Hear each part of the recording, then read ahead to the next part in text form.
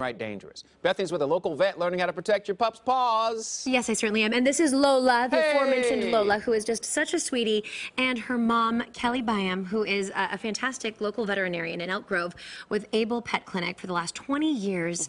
Kelly is here to help educate us on something very important, our pets' little tiny paws. Now, there are so many things that can indicate a pet is suffering from the heat, but one thing you might not realize is that these little paws down here have fewer nerve endings. And so while they're very calloused from walking around outside, your pet, Kelly, might be suffering and not even realize he or she is suffering because of those nerve endings. You're absolutely right. It can take a long time for the signs of heat damage to show up on a paw, and sometimes it's too late. But one of the things that you can do to test if a surface is too hot for your dog's feet, remember they're walking barefoot all the time, is to simply put the back of your hand where they're going to be walking. And if you can handle that heat for 10 seconds, so can your dog. Okay. But For if it 10 hurts, seconds. 10 seconds is all it takes to burn a pad. So it can be too hot. Even over 80 degrees, the sun can heat up asphalt, even dirt, to a temperature where it can burn a dog's foot. And you don't realize it, you see people, and thankfully not leaving their dogs in cars, but then walking their dog across hot pavement to get to a restaurant or get into a store. And even then I'm cringing because I know how quickly it can damage the paws. They can get burned, and then it's, infections can come about as well.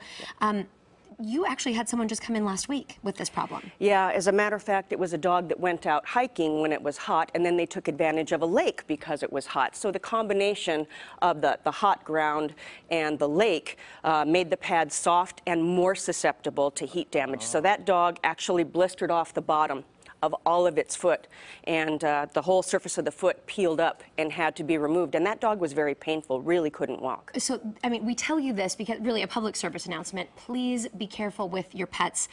Keep them inside. It's too dangerous out there with this heat. Okay, I want to introduce Kay, your beautiful assistant here with Blue, and we also have Gina with her little friend Bazooka down here. My little friend. Little friend. Now, we want to talk about Bazooka because just quickly, black dogs, they retain more heat because their color is black. They do. That black fur attracts the sun, and they have a harder time cooling off than a white dog whose fur would reflect the sun. And not just black dogs, but any dog with a short nose also has a hard time letting go of that extra heat, because that's the only place they can get rid of the heat is with their mouths. And when you think about the dogs with short snouts, we're talking pugs, boxers, Bostons, bulldogs, Frenchies, Frenchies especially, they have a harder time getting rid of excess heat. So the most important thing is just not to expose them to excess heat in the first place. And there's a lot of things we can do to keep our pets cool. And we're going to talk about that coming up in the 9 o'clock hour. We'll talk about those cool tips. But I do want to make sure that we talk about Blue, because another thing about paw care is the toenails. Yes. That's right. Because they are not meant to be walking on their nails per se. A dog is meant to be walking on their pads.